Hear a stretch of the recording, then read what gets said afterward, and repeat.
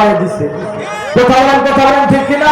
খাইয়া শুইয়া থাকি সীতায় পুষ্কুনি দেখি, দাদার নৌকা পাহাড় দিয়া যায়,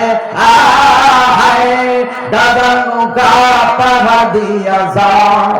আমি বলবে না দাদা খাইলে তো সীতাম দিয়া নৌকায় যাবে। কোথাও ঠিক কিনা? কথা বলেন ঠিক কিনা? এই দাদা খোর বাউল শিল্পীদের আর সোনার বাংলাদেশে প্রয়োজন নাই।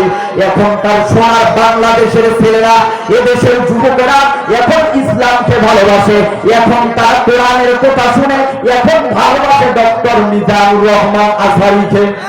হ্যাঁ, কথা বলেন ঠিক কিনা? এখনকার যুবকেরা ভালোবাসে আল্লামা খতিবুল উম্মাহ হাফিজুর রহমান সিদ্দিকী কুয়াকাটার বয়ান শুনে। কথা বলেন ঠিক কিনা?